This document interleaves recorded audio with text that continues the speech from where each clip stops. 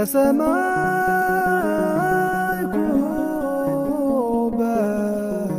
በሰማይ ኢየሱስ ክርስቶስ ፍጹም የሰላምታ ቃል ከመጸንሕኩም አሜን። አምላክና እግዚአብሔር ዝተኸበረን ዝተመስገነን ይሁን። ያው ዝሓለፉ እዋናት እናርኣናዮም ከም ዝመፃና ካብ ሎማዓንቲ ንሪኦ ክፍሊ ክልተ እዩ ክኸውን። ምክንያቱ ቅድሚ መጨረሻ እዋን ወይ ከዓ መወዳእታ እዋን ርኢና ዝነበርና ናይ ቅዱስ ኢዮሶብዮስ ወይ ከዓ ኣውሳብዮስ ቀዳማይ ታሪክ ጸሓፊ ቤተክርስትያን ንመወዳእታ ግዜ ርኢና ዝነበርና ናይ ተቦሱ እዩ። ካብ ብሕዚ ንድሓር ንሪኦም ግን ድሕሪ ንቅያ ዝነበሩ ኣቦታት እያ ቅድሚ ሕዚ ዝረኣናዮም ካብ መጀመርያ ጀሚርና እስካዕ ኣውሳብዮስ ዝረኣናዮም ኣቦታት ቅድሚ ዘመን ንቅያ ዝነበሩ ኣቦታት እዮም። ተስታውስ ትኾንኩም ዘመን ንቅያ እስካዕ 325 ዓመተ ምህረት ዘሎ ቅድሚ ንቅያ ዝነበሩ ኣቦታት ተባሂሎም እዮም ዝፍለጡ። ካብ ሕዚ ንድሓር ንሪኦም ኣቦታት ከዓ ድሕሪ ዘመን ንቅያ እዩ። ንቅያ ብ325 ዓመተ ምህረት ዝተገበረ ጉባኤ እዩ። ስለዚ እዞም ኣቦታት እዚኣቶም እዞም ናይ ቤተክርስትያን ኣቦታት ኢልና ዝኸፋፈልናዮምስ ቅድሚ ንቅያ ዝነበሩን ድሕሪ ንቅያ ዝነበሩን ኢልና ኢና ንኸፋፍሎም ማለት እዩ። ቅድሚ ክነፅንዖ ከለና ብባህሪ ትምህርቲ ወይ ከዓ ኮርስ ክነፅንዕ ከለና ቅድሚ ንቅያ ዝነበሩ ኣቦታት ካብ እንደገና ከዓ ድሕሪ ንቅያ ዝነበሩ ኣቦታት እውን ድሕሪ ንቅያ ዝነበሩ ኣበው እውን እንመን እዮም ብዝብል ስለንሪኦ ካብ ሎማዓንቲ ጀሚሩ ንሪኦ ከዓ ድሕሪ ዘመን ንቅያ ዝነበሩ ኣቦታት እንመን እዮም እንታይ ሰሪሖም ዝብሉ መብዛሕትኦም ይመስለና ካብቶም ቅድሚ ንቅያ ዝነበሩ ኣቦታትና ብስም እትፈልጥዎም እዞም ድሕሪ ንቅያ ዝነበሩ ወይ ከዓ ድሕሪ ሕዚ ንሪኦም ኣቦታትና ይመስለኒ። ብዙሕ ሰብ ነዞም ኣቦታትና እዩ ዝፈልጥ። ንምንታይ ተተባሃለ ተኣስተምህሮ ወይ ከዓ ናይ መንፍቕና ኣስተምህሮ ካሓድቲ ንኣርዮስ ዝተልዓሉሉ ዘመናት እውን ስለ ዝኾኑ ንኣቶም ንምምላስ ዝተልዓሉ ኣቦታት እውን እዚኣቶም እዮም ድሕሪ ሕዚ ዝመፁ ኣቦታት እዮም። ሽማቶም እናጠቐስና ክንከይድ ኢና። ያው ብዙሕ ግዜ ኣብ እዞም ሃይማኖት ኣበው ዝብል መፅሓፍና እውን ተጠቒሱ ንረኽቦም ኣቦታት ስለ ዝኾኑ ብዙሕ ግዜ ኣፍልጦ ዘለዎ ይመስለኒ መብዛሕትኡ ሰብ ኣብዞም ኣቦታት እዚኣቶም። ዞሮ ዞሮ ሎማዓንቲ ካብ ድሕሪ ዘመን ንቅያ ዘለዎ ኣቦታት እንመን ምዃኖም ክንርኢ ኢና። ኣምላኽና እግዚኣብሔር በቢ ዘለናይ ንኹላትና ከምህረና ክግስፀና ቅዱስ ፈቃዱ ይኹነልና። እሺ ኣቦታት ድሕሪ ንቅያ እዚኣቶም መምህራን ቤተክርስትያን ተባሂሎም እዮም ዝፅውዑ።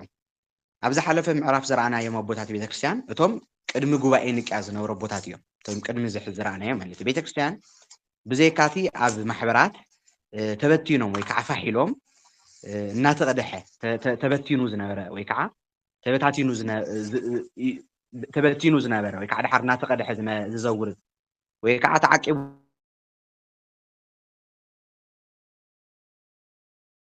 ዝነበረ ኣመለኻኽታታት ዝኾነ ውሁድ ኮይኑ እተጠርነፈ ክርስትያናዊ መምርሒ ይነበራን። እስካዕ እዚ ዘመን እዚ ክርስትና ጥርኑፍ ዝኾነ መምርሒ ኣይነበራን። ኣቦታት ብግሎም ዝረኣይዎ ፀገም ናብ ከባቢኡ እናፀሓፉ ዳ ከይዶም እምበር እክቡ ብዝኾነ ጥርኑፍ ብዝኾነ ኩነታት ቤተክርስትያን መምርሒ ይነበራን እስካዕ እዚ እዋን እዚ። ኣብዚ ዘመናት እዚ ግን ኣብዚ ድሕሪ ንቅያ ንብሎ ዘለና ዘመን እዚ ግን ዝነበሩ ክርስትያናት ኮነ መራሕቲ እቶም ሽዑ ዝነበሩ ምእመናን ኮኑ ንኦም ዝመርሑ ዝነበሩ ኣቦታት መራሕቲ ቤተክርስትያን መፅሓፍ ቅዱስ ኣብ ዘይነበረሉ እዋን እዮም ዘገልግሉ ነይሮም ማለት እዩ። በቲ እዋን እሱ መፅሓፍ ቅዱስ የለን። መፅሓፍ ቅዱስ ማለት ከም መድብል ኣይፍለጥን ነይሩ ማለት እምበር ኣይተፀሓፈን ነይሩ ማለት ኣይኮነን። ግን መፅሓፍ ቅዱስ እስካዕ ሱሳታት ከባቢ ከም ዝተፀሓፈ ናይ መጨረሻ ናይ ዮሃንስ ፅሑፍ ብ98 ዓመተ ምህረት ኣብቲ ናይ ፍጥሞ ዝበሃል ደሴት ከም ዝተረኸበ እዩ ታሪክ ዝነግረና። ስብስቡ እዩ ዘይነበረ እምበር መፅሓፍ ተፃሒፉ እዩ። ንኣብነት መፅሓፍ ብመድብል ደረጃ ወይ ከዓ ከምዚ ሕዚ ተጠርኒፉ መፅሓፍ ቅዱስ ንረኽቦ እዩ ዘይነበረ። ንኣብነት ሃዋርያ ቅዱስ ጳውሎስ ናብ ቀረንቶስ ዝለኣኾ መልእኽቱን ናብ ኤፌሶን ዝለኣኾ መልእኽቱን ክልቲኡ ብሓደ ክንረክብ ንኽእልን ማለት እዩ። ብጥቕልል ነንበይኑ እዩ ዝነበረ። ናብ ቀረንቶስ ዝለእኻ መልእኽቲ ንበይና፣ ናብ ኤፌሶን ዝለእኻ መልእኽቲ ንበይና፣ ናብ ሰብ ቆላስያስ ዝለእኻ፣ ናብ ሮም ሰባት፣ ናብ ገላትያ፣ ናብ ዕብራውያን ዝለእኾም መፅሓፍ صحفات زياتهم ملقطات فليلا يوم كلاتهم مصحف قدوس كم مصحف كم مدبل تسوسيو كم حدا خنبب تجمره عو 398 ዓመተ ምህረት መጨረሻ እዩ ማለት ሕዚ ድሕሪ ዘመን ጉባኤ ንቅያ ንብሎ ዘለና ዘመን መጨረሻታት ከባቢ ኣብ መወዳእታ ንቅያ ብ325 እዩ እንዲ ናይልናዮ ኣብ 300 ማለት ኣብ 400 ዓመተ ምህረት ኣካባቢ መጽሓፍ ቅዱስ ከም መጽሓፍ ኮይኑ ዝተሰብሰበ ማለት እዩ ኣብ ዘመን ኣብዚ ሕዚ ዘለና እዩ ኣብዚ ንሪኦም ዘለና ናይዞም ኣቦታት እዚኣቶም ወይ ከዓ ኣብዚ ጉባኤ ድሕሪ ጉባኤ ንቅያ ዘለዎ ቦታት ምስ ንሪኦ ግን ኣብ ዘመናት ዝነበሩ ክርስቲያን ኮነ መራሕቲ ቤተክርስትያን መጽሓፍ ቅዱስ ኣብ ዘይነበረሉ እዋን እዮም ዘገልግሉ ነይሮም ማለት ብሓደ ብመድብል ዘይነበረሉ እዚ ነገር እዚ ምስቲ ምስ ናይ ሎሚ ኣነጻጺርካ ዝነበረ ዘይስሉጥ መራኸብታት ወይ ከዓ ፈጣን ዝኾነ መራኸብታት ኮነ ትራንስፖርት ክህሉ ዝኽእል ዝነበረ ፍልሊ ናይ ኣረኣያታትን ባህልታትን እዮም ነቲ ወንጌል ክዕቅብዎ ክኢሎም ማለት እዩ ነቲ ወንጌል ዝሕዝዎ ዝነበሩ ሽዑስ ሽዑ ብቲ ዝነበረ ትራንስፖርት ቶሎ ክበፅሕ ይኽእልን ስሉጥ ዝኾነ መንገዲ ይነበረን ማለት እዩ ስለዚ ብቲ እዋን ንሱ ዝነበሩ ኣረኣያታት ባህልታት እዮም ንወንጌል ታገብርዎ ፀኒሖም ማለት እዩ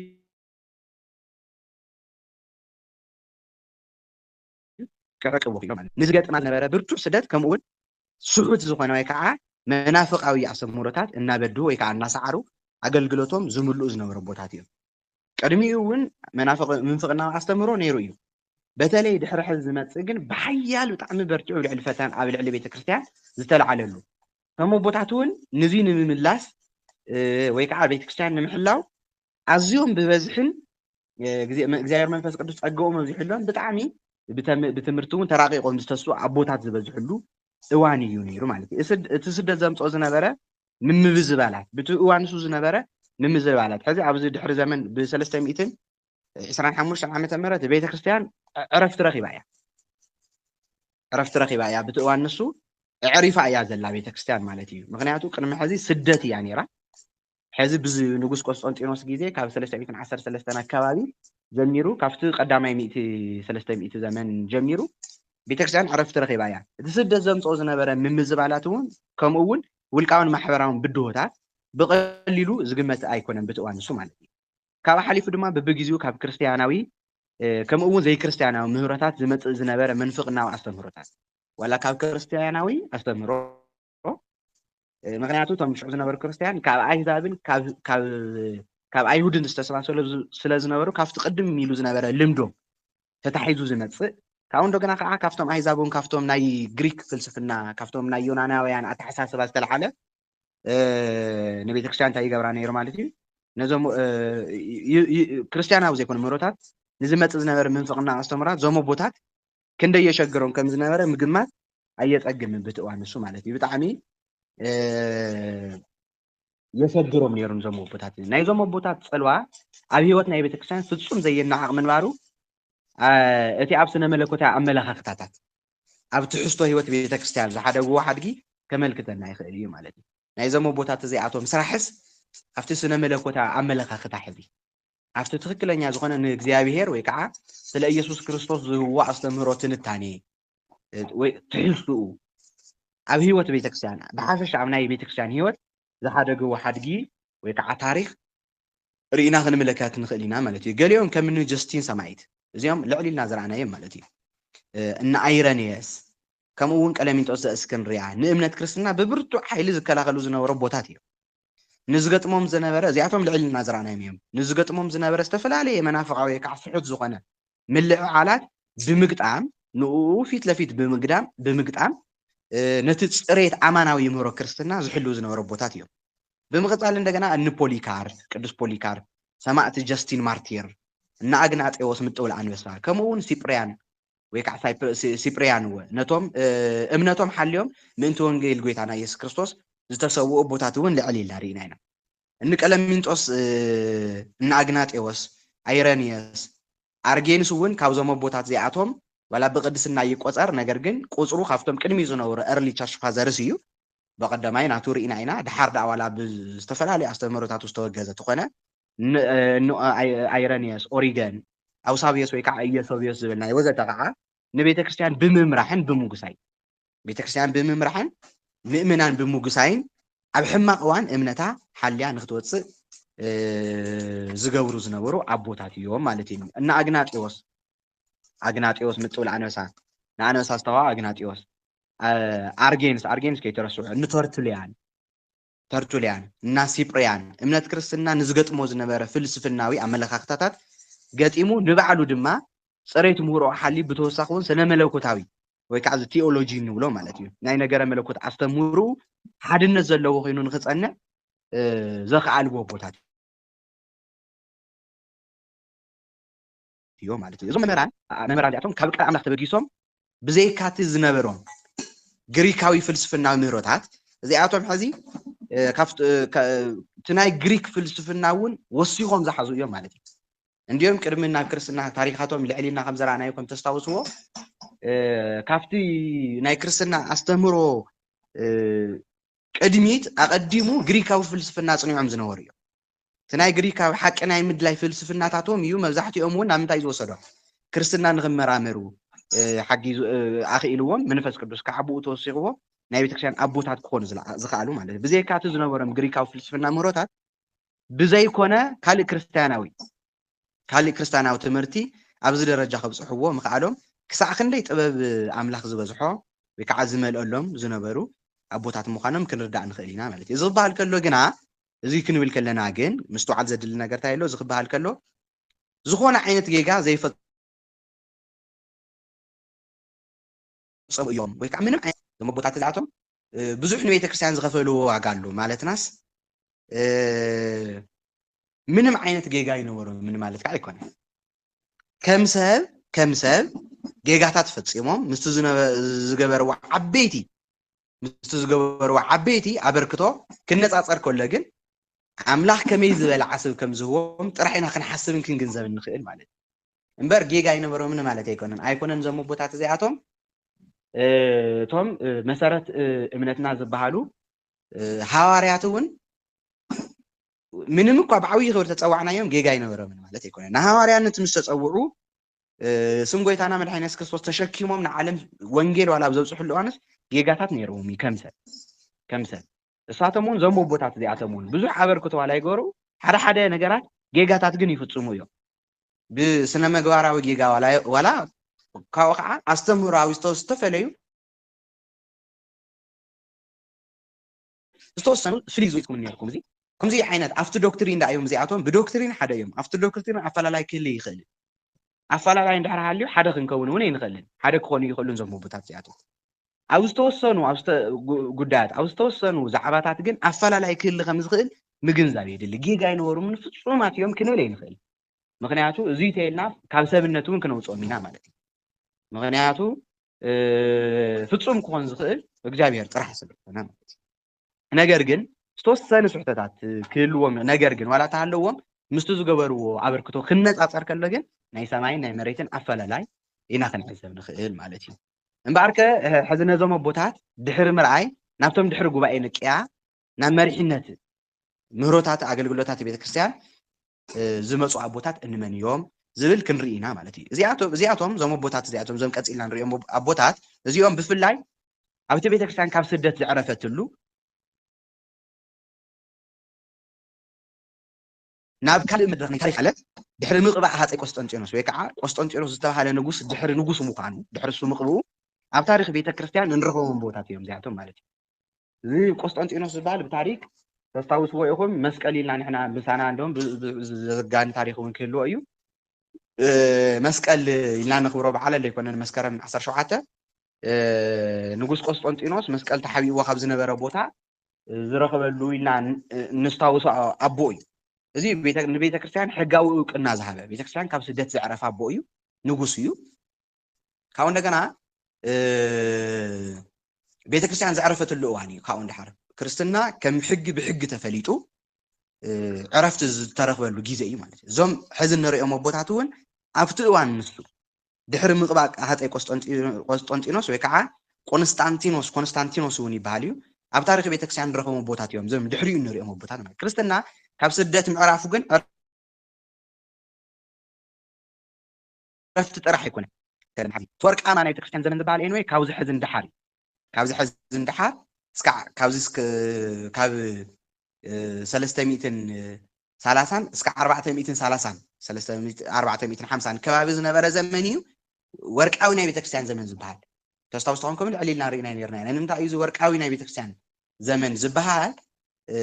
ኣቦት ብዙሓት ኣቦታት ማለት ንትስዑት ኣስተምሮ ክምልሱ ዝኽእሉ ኣቦታት ስለ ዝተልዓሉ ሓደ ብዙይ ኣንጻር ኣቢልና ከዓ ንሕና እምነትና ስለ ዝፈልጥና ሓደ ካልኣይ እንደገና ክርስትና እውን ዘዕረፈሉ እዋን ካብ ስደት ተመሊሱ ዘዕረፈሉ ነገር ግን ካብ ስደት ምዕራፉ ጥራሕ ይኮና ንርኢ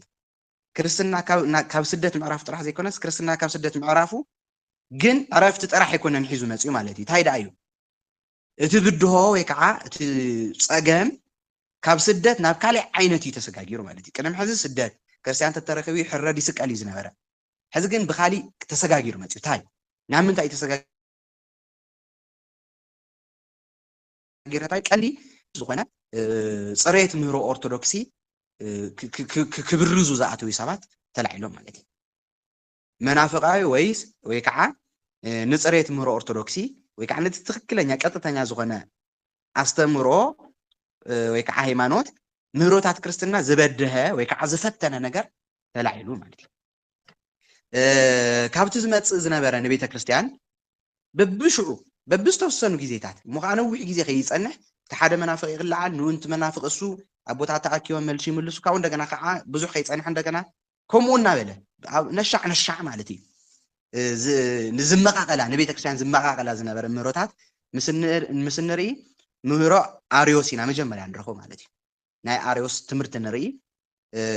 ቀፂሉ ምህሮ መቅዶኒዮስ ንርኢ ካብኡ እንደገና ከዓ አፖሊኖሪዮስ ወይ ከዓ አውሊናሪዮስ ዝበሃል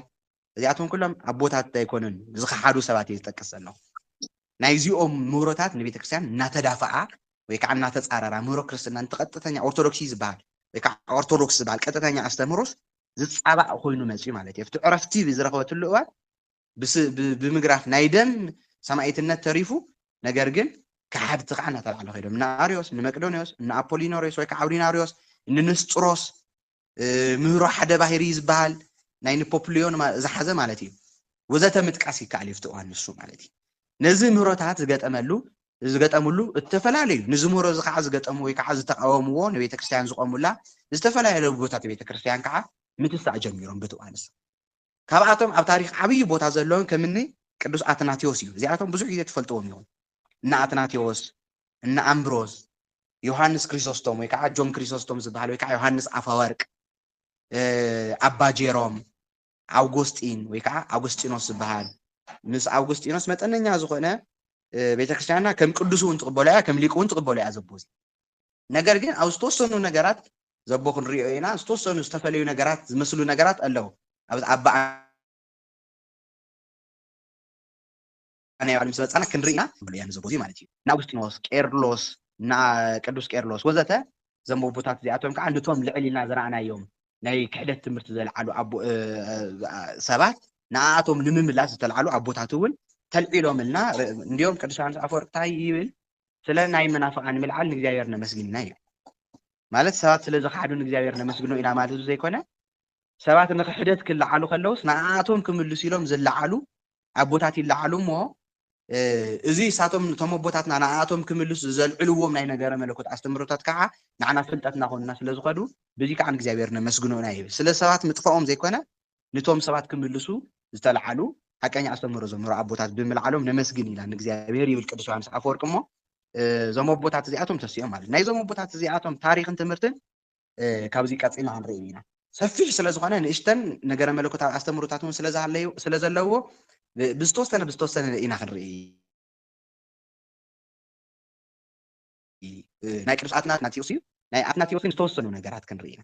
ናይ ቅዱስ አትናቴዎስ ዝተወሰኑ ነገራት ርኢና ኣቋሪፅና እንደገና ከይበዝሕና ቀፂልና ከዓ ክንርኢና ማለት እዩ አትናቴዎስ ብዙሕ ግዜ ዝፍለጠሉ መለኮት ክርስቶስ ብምብርህራህ መለኮት ክርስቶስ ማለት ኣብ መንጎ ሰብን እግዚአብሔርን ዘሎ ርክብ ኣብ መንጎ ስጋን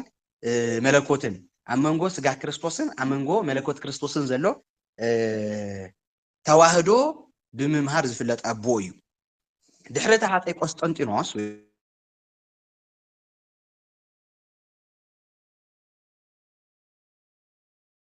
أيوة أيوة كريستيان كم دل يوم كم هرو كم لوكو غير ومي أو لؤلؤ بيت كريستيان حد عوي منافع أو مرقت يبوا إذي نتمسرت عوي منطعة ويكعة إمنتها بزعامل كوتا إمنت يسوع عاريوس بعد فتنوا نزل كريستوس كم أملاخ زخحده إمنت مالت يسوع كريستوس أملاخ يكونن اليوم ناي عاريوس تحتي لنا نريو نمبر عاريوس حدقني از جورك حدته ولد فطور مبالو طرح يكونن لو تسوات ولد فطور بباهيريه ملوكوتو كم زلا بوتاتنا بتورغامي نغرونا مالت أملاخنتنا يسوع كريستوس أملاخنت زخحده كبيد كحدت تلعي عاريوس تبعله اسكندرياوي أبون ويكع أبو زلعلو حسابي زي عاريوس زلعلو تمرتي أبتا نايت أنت بيت كريستيان كتعن مثل لاي نمص أبتا ناي مجمريا بيت كريستيان أفت 395 أكابي زنبره زمانس ناي مجمريا تاجي جميرو قدميو كتعين نبرن مالتي تاني ነገር ግን بحيالو نبيت كريستيان زفتنا كم ጉባኤ እውን ተሰብሲባ ንክትውስን ዝገበራ ዓውይ ክሕደት አልዒሉ مثل لاي نمص أفتا بيت كريستيان زي ካብዚ እዋን እዚ ጀሚሮም ዝተንሶ ኣገልግል ቤተ ክርስቲያን ወይ ከዓ ኣቦታት ቤተ ክርስቲያን ድማ ቅድሚኡ ተራእዩን ዘይፈልጥ ዓይነት ዕዮ ወይ ከዓ ስራሕ ምጥባቅ ንእምነት ክርስትና ገጢምዎ ማለት እዩ ቅድሚኡ ገጢምዎ ብዘይፈልጥ መልክዑ ዝተፈለየ ዓይነት ክሕደት ይምጽሞ ዝተፈለየ ዓይነት ምክልኻል የድልዮ ነይሩ ነቲ ኣስተምህሮ ኣርዮስ ንኡ ዝቃወም ኣስተምህሮ ከድሊ ይግባእ ነይሩ እሞ ከምዚ ዓይነት ናይ እምነት مسكرنت قديمهم زم أبوات زياتهم هذا خوزي أتوم كفتم أبوات زياتهم فقدام نتصوع أثناتيوس بعد اسكندرية أيوكا أثناتيوس ذا اسكندرية إن نتصوع أبو يوم على دي أمو دعتا سالساي زمن التولدة مالت أو كل تميتي مجارش هاتات كمان مو دعتا التولدة أثناتيوس أبون اسكندر دحر معبايو اسكندر بزبها الأبو أو تحتيو دحر معبايو نبعلو بلوص ليك خون كيلو معناتي يسون ليك ممهر كوينو أو جوباي نكيا مستافون نايز مجلس إيه معناتي ناو جوباي نكيا خد كله أثناتيوس أشيون يكونن أبره وقت من إسحاق نبى خير زب قعلي كنا تنير هو معناتي أثناتيوس دحرموت عون اسكندر ويكعا اسكندر دحرمو ماتو نايتا غواسا ويكع ابونا كوينو نربع عمتات زغلغل بوي نخندي عمتات زغلغل بوي نربع عمتات زغلغل بوي مالتي زبزح كامناي اغلغل زمنو نتمرت اريوس امقوام زحلفو بوي زبزح زمناتوس لناي اريوس استمرتات نتقاوم زنبر زنبر ابوي مالتي امون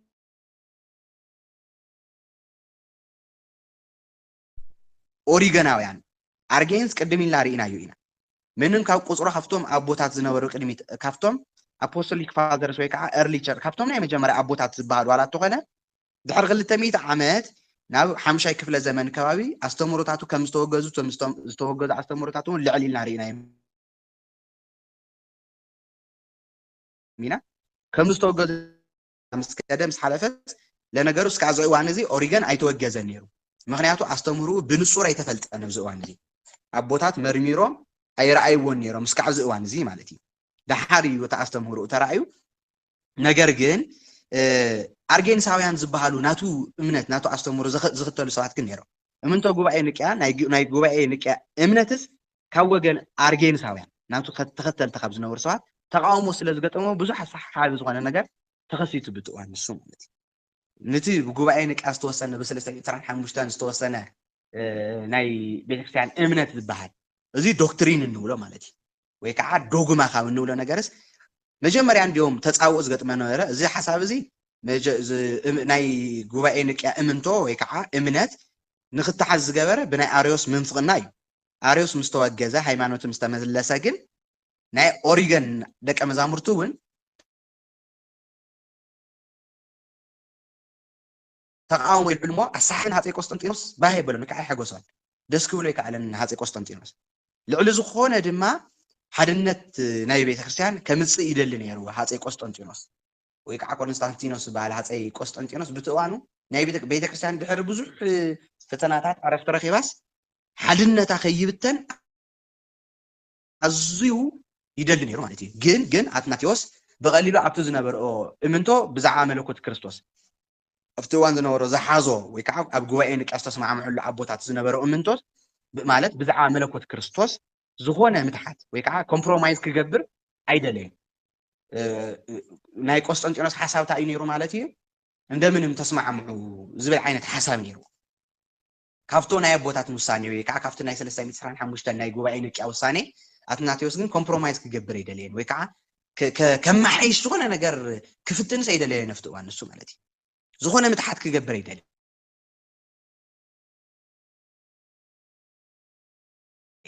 በዛም ድማ ክርስቲያን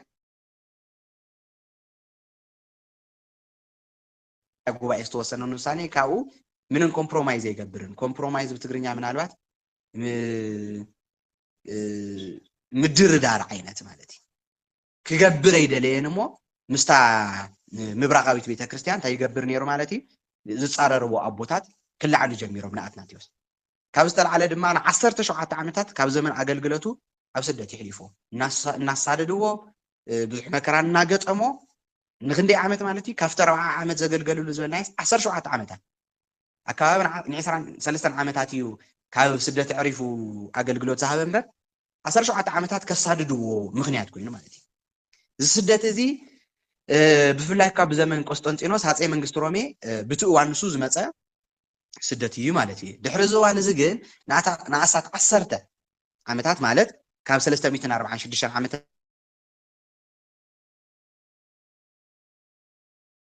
ተምረ ክሳብ 350 ዘመን ቅዱስ አትናቴዎስ ማለት እዩ ንሱ ስታ ምዕራባዊት ቤተ ክርስቲያን ወይ ከዓ አንጾኪያውያንን አጽኒዑ ኣብዚ እምንቶፍት ናይ ጉባኤ ንቂያ እምንቶ እዚ ዝጸንዐ እዩ ጉባኤ ናይ ጉባኤ ንቂያ ዝሓለፍክዎ ያው ብዙሕ ሰብ ስለትፈልጥዎ እዩ ሰፊሕ ወን ስለ ዝኾነ ምናልባት አድላይ ተኮይኑ ንድሓር ቀሲልና ንሪኦ እውን ንኽእል ኢና ማለት እዩ ቀፂሉ ድሕሪት ኣብ ልዕሊ አትናቴዎስ እተለዓለ ስደት ኣብ እስክንድርያ ሓድሽ ጉባኤ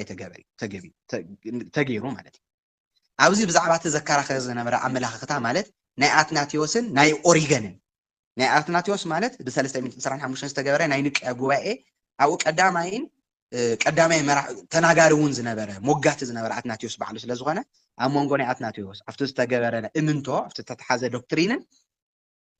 ናይ ኦሪገን ወይ ከዓ ናይ አርጌንስ ተኸተልቲ ቃላት ብዘየገድስ ናታቶም እንታይ አጠቃቀማ ቃላቶም ብዘየገድስ እቲ እምንቶ ግን እቲ እምነት ግን ብሓደ ጌርካ ቀርብ ከም ዝከኣል ኣብ ስምምዕ ተበፂሑ ማለት እዩ ናይ ክልቲኦምስ አገላልጾም ብዘየገድስ እቲ ብትግለጾ ግን ሓደ ዓይነት ሓሳብ እንድሕር ሃልይዎስ ይመርመር ዝብል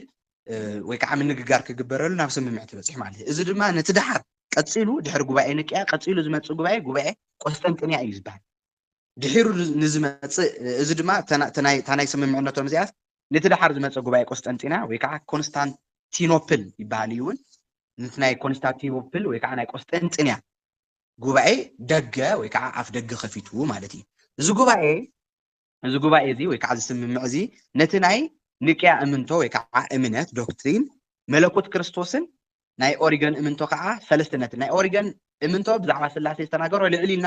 ተስታውሱ ኢኹም ምልሲልኩም ረእይዎ ኣብ ናይ ኦሪገን ርኢናዮ ዝነበርና ማለት እዩ ናይ ኦሪገን እምንቶ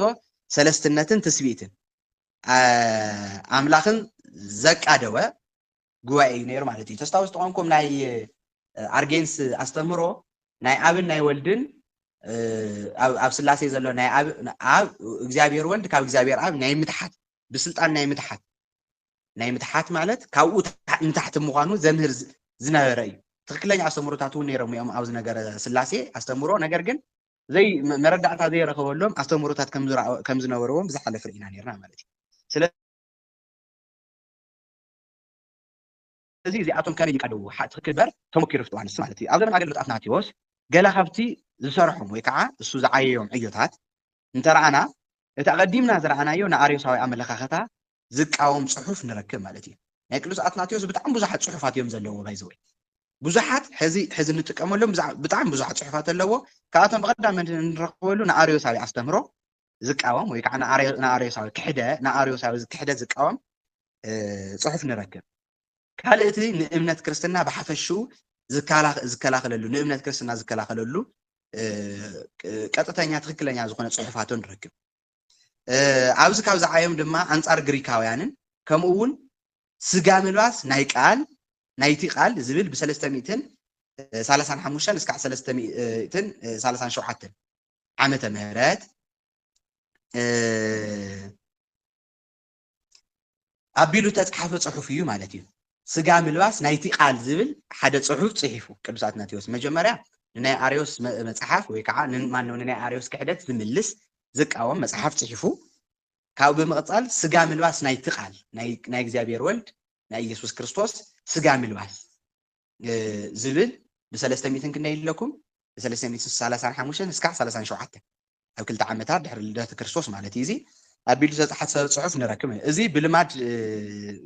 ማሕበረ ቤተክርስትያን ወይ ከዓ ብናይ ቤተክርስትያን ልምዲ እንታይ ተባሂሉ ዝፅዋዕ ይሕዝ ማለት እዩ ሃይማኖት ኣበው ዘሰለስቱ ንት 18 ዝበሃል ማለት ናይ 318 ሃይማኖት ኣበው ተባሂሉ ዝፅዋዕስ ቅዱስ አትናቴዎስ ዝጻሓፎ እዩ ብተለምዶ ናይ 318 ዝበሃል ዘሎ 318 ነቦታት እዮም ነይሮም አርዮስ ንሙጓዝ ዝተሰሰውስ 318 ነቦታት እዮም ነይሮም ዝእምንቶ እዚ ወይ ከዓ ዝቃል ዝጻሓፎ ዝመጽሓፍ ዝጻሓፎ ስጋ ናይ ምልባስ ናይቲ ቃል ስጋ ምልባስ ዝብል መጽሓፍ ዝጻሓፈ ግን አትናቴዎስ እዩ ነገር ግን ብልምድን እንታይ ተባሂሉ ይፅዋዕ ይሕዝ ማለት እዩ ሃይማኖት ኣበው ዘሰለስቱ ምእቲ ተባሂሉ ይፅዋዕ 18 ሩትዓን ሃይማኖት ናይ 318 እዚ ተባሂሉ ብልምድ ዝፅዋዕስ መን ዘዘጋጀ እዩ ማለት እዩ አትናቴዎስ ዘዘጋጀ እዩ ኩሉ ማለት ኣይኮነን ነገር ግን በተለይ ስለ ስጋ ምልባስ እግዚአብሔር ወልድ ወይ ከዓ ቃል ስጋ ስለምልባስ ዝጻሕፎ ጽሑፉ ብተለምዶ ይሷ አትናቴዎስ ዘዘጋጀ እዩ ማለት እዩ ካልእ ጽሑፋት ድማ አትናቴዎስ ምስ ንርኢ እቲ ክሳዕ ሕዚ ተፈላጥነት ዝረኸበ ናይ ዕለት ትንሳኤ ደብዳቤታት እዩ ናይ እዚ ብጣዕሚ እስካዕ ሕዚ ዝፍለጥ እዩ ንኣብነት ካፍቶም ናይ ሐዲስ ኪዳን መጽሓፍቲ 27 ምዃኖም ዝነገሩና ኣቦታት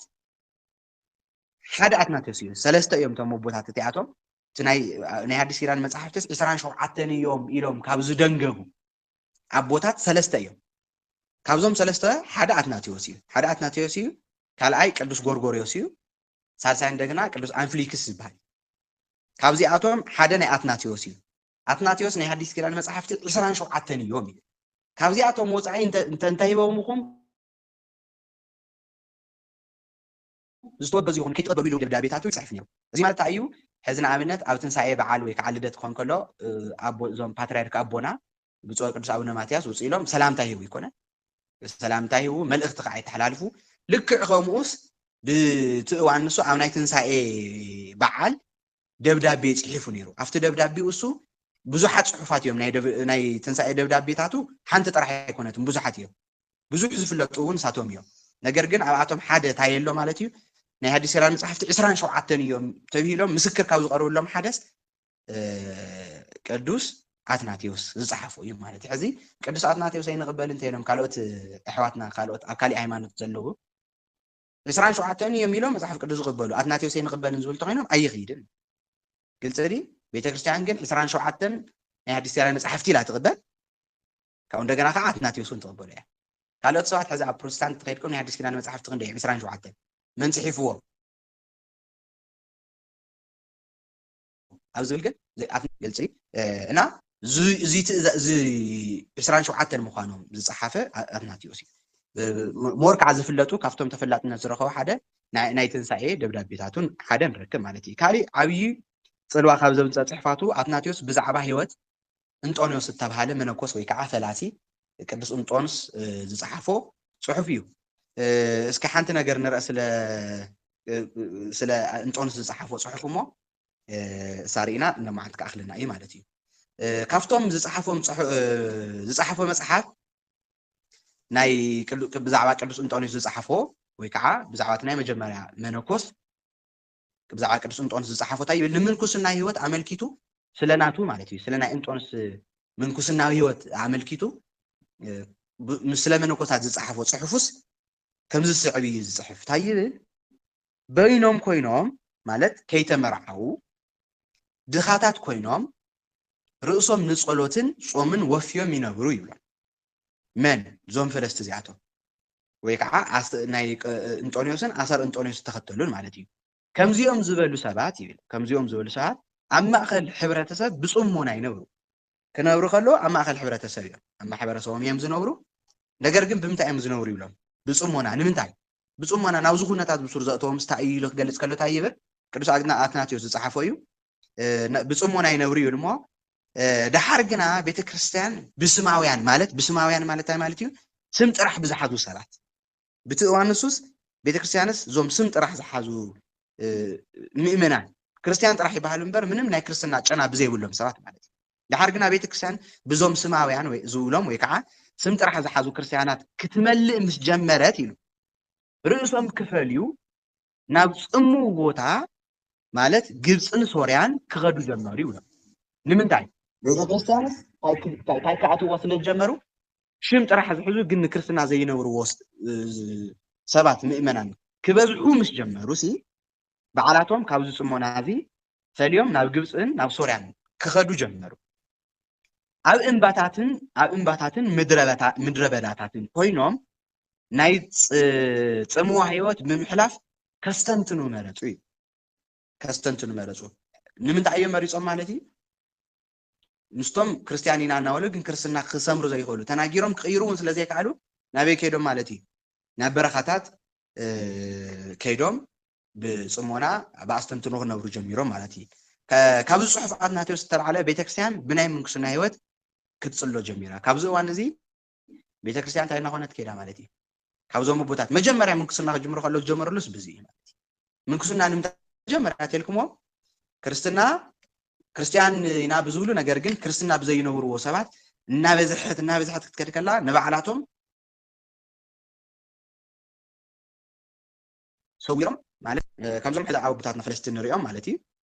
ከይዶም ብኣስተንትኖ ምንባር ጀሚሮም ማለት እዩ ካብዚ ጽሑፍ እዚ አትናቴዎስ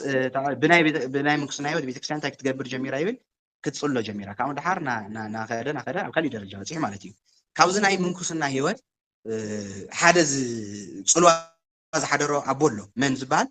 ኣውግስጢን ዝበሃል ወይ ከዓ ኣውግስጢኖስ ዝበሃል እዚ ኣውግስጢኖስ ክሳዕ ዝጸልው ኣዝዩ ንሓየለት ናይ ምንኩስና ህይወት ከይዱ ማለት እዩ ስለዚ ስለ መነኮሳት ከምዚ ኢሉ ጽሒፉ ነይሩ አትናቴዎስ ብምቕጻል አትናቴዎስ ንመለኮት ክርስቶስ ተመልኪቱ ዝጸሓፎ ጽሑፍ ኣሎ እዚ ብቐጻልነት ክንርኢና ንእሽተን ስፊሕ እውን ዝብል ስለ ዝኾነ ብቐጻል ክንርኢና ንሎማዓንቲ ዝከኣኽለና እዩ ይቐኒለ ይውስዋት ለእግዚአብሔር